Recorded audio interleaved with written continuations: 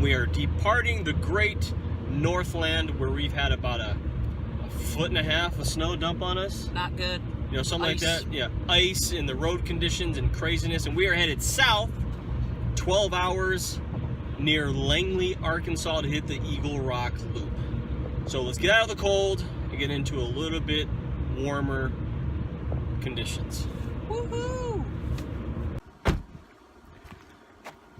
Well, we are in Arkansas. We're only about 5 miles away from the main trailhead. Then we're gonna go just a little bit beyond there. But bright blue sunny sky. And the funny thing is as we're approaching and getting closer,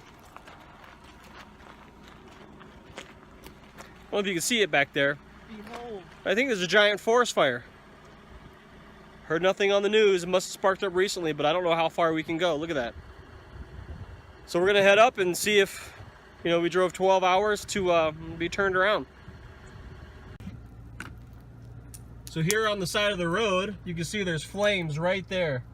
There's no signs, no nothing telling us that there's a burn going on. Yeah, look straight back there. You can see the wall of flames.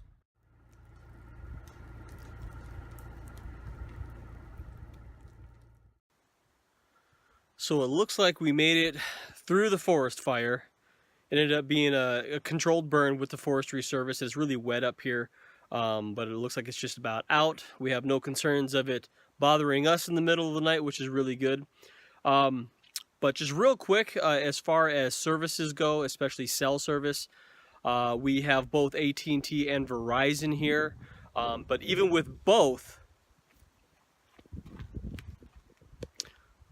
there is no cell service on the Eagle Rock Loop. So just an FYI, if you're going to get any of your maps, any of your movies, any of your music, get them downloaded on your mobile devices so you have it with you, because there is nothing out here. But we're going to get packed up.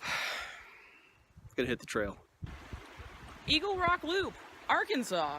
Tips and tricks on how to navigate this awesome trail coming right up, so don't go away.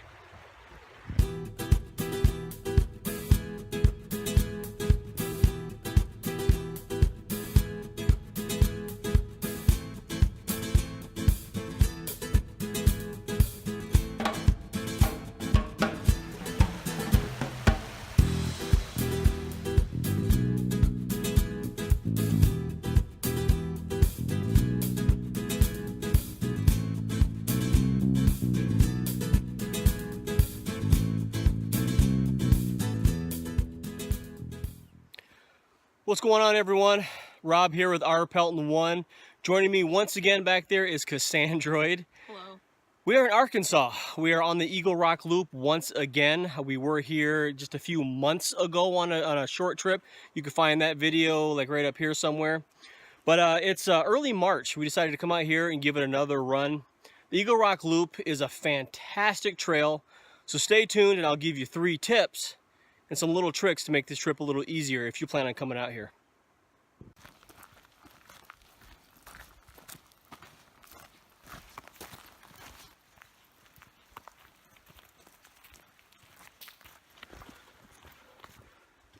So Eagle Rock Loop in Arkansas is considered the most challenging trail in Arkansas. It's not very long. It's only 26.8 miles. But with the terrain changes and going over several ridges, and there's a few in a short span of time, and then all the multiple water crossings. And truth be told, the water's cold. It'll get, you know, make your feet hurt. But you cross it, you know, make it quick, you'll be just fine. This loop also uses 3 trails. It uses the Little Missouri Trail, and that's the trail we're on right now. We're heading south towards Viles Branch Trail, where that will meet up eventually with Athens Big Fork Trail, and then back to Little Missouri where we'll complete the loop. Now, right now, we started at Winding Stair Trailhead, which is pretty much the only parking lot. It's just a little ways off of Albert Pike. We didn't stop in Albert Pike. That'll be one of our ending places. But right now, we're heading south. We're not too far from Viles Branch. We stopped at Winding Stair. It's a really cool, picturesque spot, you know, with really crystal clear water and big sheer cliff faces. Pretty cool. had a little lunch, and now we're pressing on because we gotta make a lot of time today. So after crossing Blaylock Creek, like almost 200 yards from the parking lot, your first major stream crossing is going to be here, right at Winding Stair. But don't put your boots back on yet, because you got this big gravel bar, and right on the other side there, if you can see it, you got to cross again. So keep your water shoes on until you cross that second time. All right, so tip number 1, general information about Eagle Rock Loop. Truth be told, this is the first sign we've seen on this trail that said anything about Eagle Rock Loop. But if you hop on to a website called wichitamaps.com and click on the Eagle Rock Loop link, they'll give you a whole general information about what to expect on this trail. You know, from hiking tips to, you know, water crossings and the trail information. It gives you all that stuff. And I'll have a link right down in the description on exactly the page you need to look at for Eagle Rock Loop. So, Eagle Rock Loop, onward. So check this out. This crazy little vine bush tree thing with these gigantic stiff spikes. And there's like just bushes and bushes of this. So don't go wandering into these things in the middle of the night. You might be in for a hell of a rude awakening. But that is wicked. Welcome to Arkansas. So all along the loop, there are makeshift campsites everywhere that hikers have made. You know, like right here, there's a good flat spot for a tent, plenty of trees for hammocks, and there's no permits required to hike the trail. You just kind of make camp wherever you need, and you'll see a lot of the times, you know, these big fire rings made out of rocks. And we've encountered this quite a bit lately on this trail. At almost every campfire ring we found, it's like people have just left crap, like cans, beer cans, cigarette butts, garbage. The interesting thing about this batch of trash is that it looks like people who are, you know, ultralight backpackers. This is all stuff you'd bring if you were hiking a couple days, so I'm assuming these people know the principles of, you know, leave no trace. But I mean, the least they even could have done was just burn their own garbage, but they didn't even do that, and it's really, really shameful. It's like, why are you even out here if you're just gonna leave all of your trash? And we've picked up some people's garbage here and there, but it's kind of like all of our stuff sacks and side pockets have burnt cans and other garbage, and it's like, I'm not your mom is pretty much what I'm saying. Pick up after yourself. Don't be rude.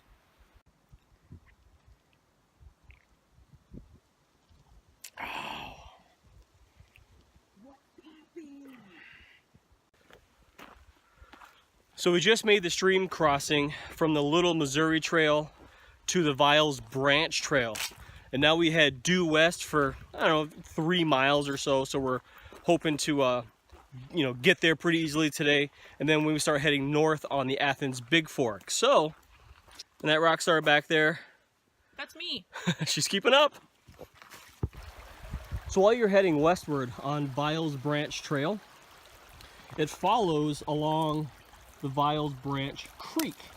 Now the interesting thing about it is this trail crosses this creek like 11 times. But the good news is, since the water level isn't crazy, you can pretty much manage it without having to change footwear. So just kind of a heads up when you're on Viles Branch. It's not so bad.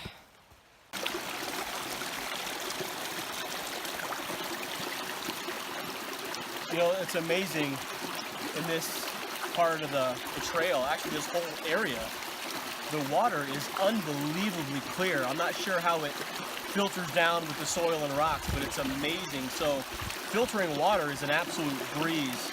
You know, I use the MSR Sweetwater for bigger trips, and it works out pretty well. I may get a Sawyer eventually, but you know, the water is just amazing.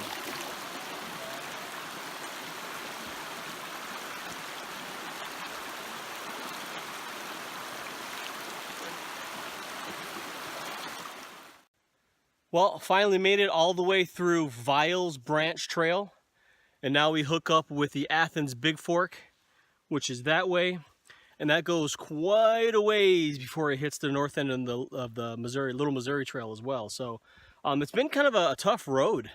We're not making as good time as we hoped. You know, we got a lot of gear on. I mean, my loadout is, you know, it's 30 pounds with food and water and everything. So, I mean, I'm not a lightweight backpacker by any means, but I'm starting to think it's looking appealing. I don't know. What do you think? Should I start going lightweight or lose some weight? So, Athens Big Fork Trail. We just turned off of Viles Trail. Now, I'll tell you, the first 7 miles from the Winding Stair parking lot all the way to this juncture is a piece of cake. It'll give you plenty of time to get your legs warmed up, to get your buttocks warmed up, because once you hit Athens Big Fork, there are 6 summits that you have to go over. Now, you can do it all in one day. You can do half of them. Either way, it's got to get done. So this is where the challenging part starts. So let's count them down. Summit number 1. All right, so tip number 2, water crossings. Now you're going to experience quite a bit of those on this trail. The important thing to remember is the water level of the Missouri River as a whole. If the water level's too high, you could run into a lot of danger and get swept away in the current. Now, there is a website that tracks the water level of the Little Missouri. I'll leave the link to that graph down in the description below, so be sure to monitor that before you come. What you want to look for is a water level right around 4 feet or below. That's usually going to be about your calf height on some of your crossings here. But if you get to 4.5 to 5 feet, the water level will be pretty high, up to, you know, thigh or maybe even waist. And it's not necessarily the depth that'll get you. It's the current and the volume of water moving at that depth that has the potential to sweep you right down the river. So, check out the link below. Make sure you get a good handle on it, because this river is pretty temperamental. It rises fast and it drops fast too. So you're looking at 4 feet or below to have a safe water crossing.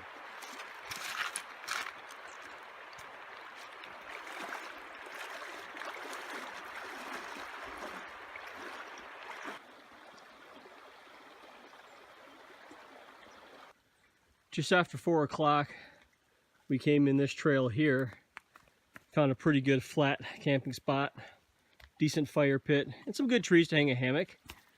But it's been one hell of a day. That first summit was a little bit of a bear, but you know, we got a water source here, so we're gonna make camp. So we got camp pretty much set up. Cass got a fire going. Got a little bit of a mess over there, but we got the chameleon hung up there underneath the Winganeer tarp. We need to get her a better tarp, but I'll buy one.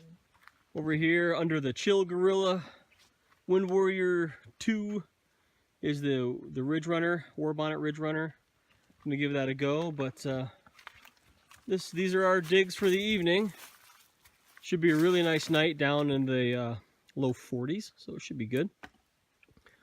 Time to grab some dinner. Got evening winding down here a little bit.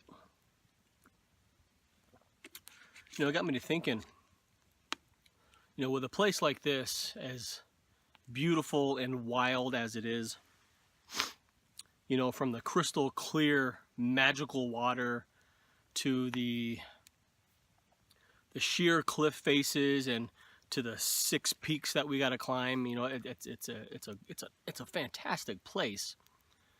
But it's Mother Nature, which can be unforgiving at times as well.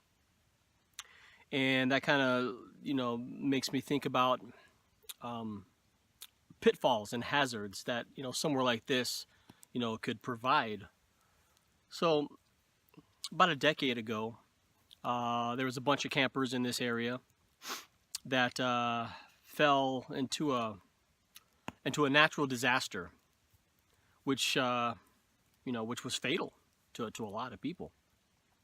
And it's a place that we're going to pass through towards the end of our loop. And you know, stay tuned to the end of the video, and I'll tell you exactly what happened, you know, about this heartbreaking tale. So, well, Just settling in for the evening. Ate a really good dinner. Now we're gonna wind this down and hit the hay. See you in the morning. Good night, everyone. All right, had a decent nice rest. Only got down to about 40, 41, something like that. So not too bad. The Ridge Runner slept really well. I was very happy about that. But we got a big day ahead of us. It's barely 7 o'clock a.m. and we're gonna try to hike till at least 5, 6 o'clock. Just get a really late go of it because we're way behind. There's a storm coming in tonight, so that'll be fun. Make the best of it. We'll make the best of it. All right, let's roll.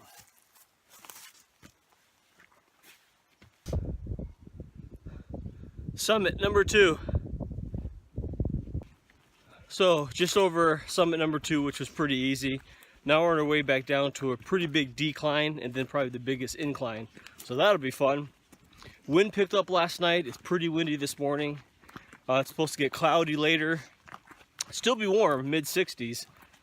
But tonight the rain's supposed to set in. So we're gonna try to bust hump and just kind of get to the car. So that means like 17 miles today, you know, which isn't unheard of. But like I said before, this trail is pretty challenging. It really takes it out of you. So come prepared and just get ready to rock and roll this thing, man. It's a fun ass trail though.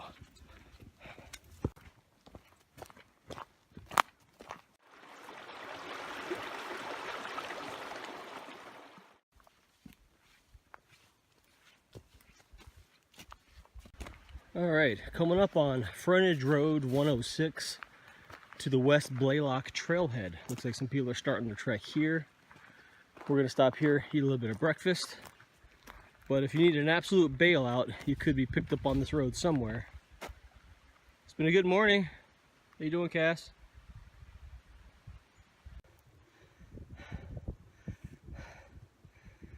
Summit 3. All right, so tip number 3. Maps. Whenever you come into a place like this, especially with no cell service, it's super important to get a map. Got these maps from OuachitaMaps.com, which is a website that I told you about earlier, but I'll put a link on where the actual map for Eagle Rock Loop is. There's an east side and a west side that you can order. They're printed on a Write in the Rain paper. You mail the guy a check, he'll mail you these out in the mail, so make sure you get enough lead time to get these. They're only $5 a piece with $1 shipping, so both of these were only 12 bucks, but super handy to have. They're not the most perfect map, but it's the most detailed one available. You just have to be sure that your creek crossing, especially in the beginning by Winding Stair or by Winding Stair parking lot, you're crossing at the right point. That's the big key that we learned. So hop online, order these maps up, and get them in before you leave on this trip. So that's your tip number 3.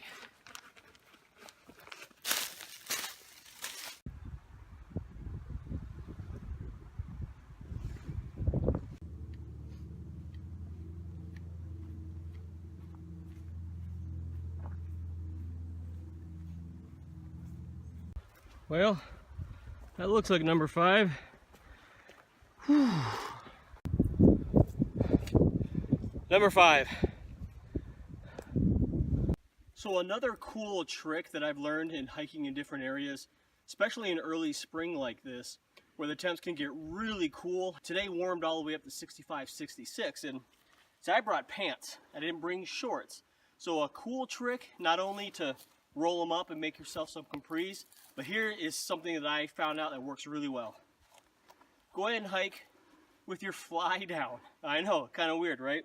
Not only does this let heat escape with every step, but if there's a good breeze blowing, breeze blows right in there, cools everything off, keeps you high and dry. You know, you do what you got to do. So give it a shot, you probably won't regret it. We have completed the 6th peak. That's number 6. Woo! Stick a fork in Athens Big Fork, because it is done. Just joins up with the little Missouri Trail again. which is the trail that we started on, but on the other end. So from here we got 10 miles or so, and it's kind of a gradual, easy downhill. The hard stuff is done. I feel great and terrible at the same time. So now I'm making some good time on the Little Missouri Trail. You know, after that 6 summits, your feet just take a beating, you know, from all the really craggy, loose rock stuff, you know, trying to go uphill and downhill with that stuff.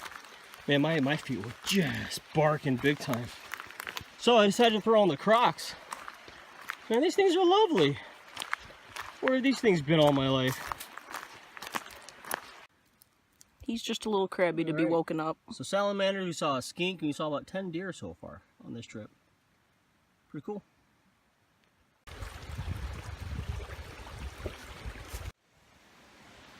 Made it through the Little Missouri Falls Trailhead. They had like really nice bathrooms there and a little picnic area. No water though, there's no fresh water for you to take, so you still got to filter your own and all that fun stuff. But I think we're only about 2.5 hours from being done, which is amazing. Someone might be really happy about that. I can't wait. You ever find yourself in the middle of an enchanting, free-flowing river that you cross so graciously and gracefully, only to find yourself transported to a different realm or a different dimension on the other side? A place where the earth is barren and scorched.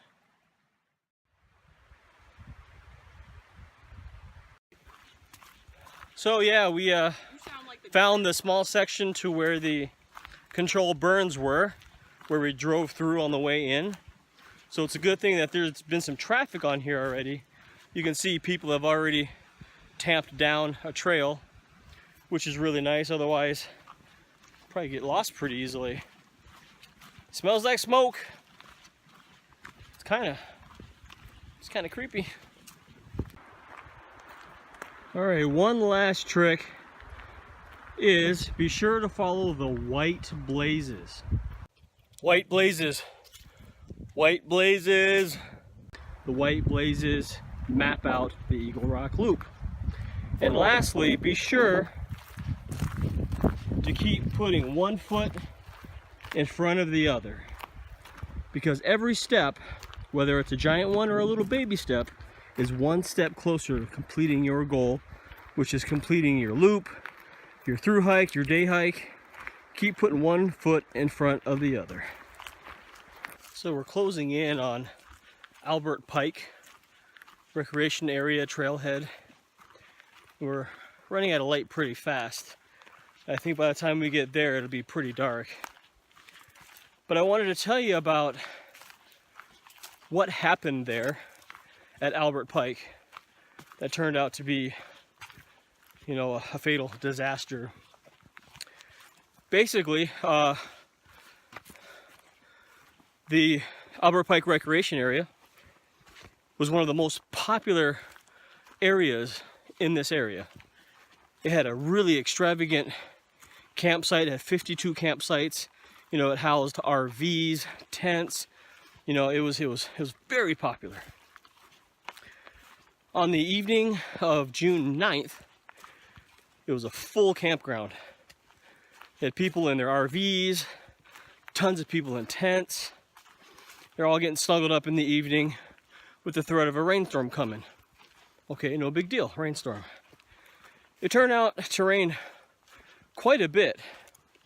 And with all the little tributaries and rivers and runoff all flowing down into the Little Missouri, in the wee hours of June 10th, 4 or 5 o'clock in the morning, the water rose 8 feet an hour. It rose to 20-something feet, way above flood stage. And everyone was sleeping, fast asleep. And before you knew it, they were inundated with millions of gallons of water sweeping them away. Some were able to get out of their tents and get to higher ground. Some managed to cling to trees for hours until someone came and rescued them. RVs tipped over, washed downstream. Tons of tents, campers washed downstream. I mean, there was so much water, even the cabins were knocked off their foundations. So, after everything was said and done, a national emergency was called by President Obama back in 2010. And when everything was sorted, the fatalities climbed to 20 people, men, women, and children. Gone, because there was just no warning system. And that's why to this day, Albert Pike Recreation Area is closed to overnight parking and overnight camping. You can still use it as a day area, but since then it's been closed to any overnight activity. So, very sad, you know, very sorrowful thing that happened to these people. You know, heart goes out to them. You know, when you look at an area like this and it's just gorgeous, but the hazards are there. So there's a story of Albert Pike. Well, just about to the end of our hike, and we finally found our sign. Trail closed due to prescribed burns, 3717. And I think that's on a pizza box. Huh. Well, just after 7 o'clock, finally made it to Albert Pike. 2 more miles to Winding Stair, and we are out of here. Well, good morning, guys. We are done with the Eagle Rock Loop. We got back to the car really late, like well after 8 o'clock. It was pitch black. We just pushed as hard as we could to get through. Ended up staying at just a kind of a cheap motel here right in Mina. Awesome place, super cheap. So after a hike, a clean bed and a hot shower is priceless. But it did end up storming last night, so we're really glad we got off the trail, because I know this one was not about to stay another night in a thunderstorm. Nope. So it was really good. So we got in the car with aching backs and pounding painful feet to get back into town. So had a good night's sleep, and we're gonna hit the road 12 hours north back to Minnesota. But anyways, if you like what you've seen and you like some of the other videos I've done, I invite you to share this and my others. And if you haven't done so already, please consider hitting that subscribe button down there. I would really appreciate it. If you want to check out some more of my videos, you can find a couple of them over here. And of course, I do have an Instagram account where I post a lot of the pictures of the trips that I go on. And you can follow me on Instagram right up here. But that's all I got. It's been an awesome trip. I appreciate you watching. It was fun. I don't know. It was fun. See you on the next one, guys. Thanks.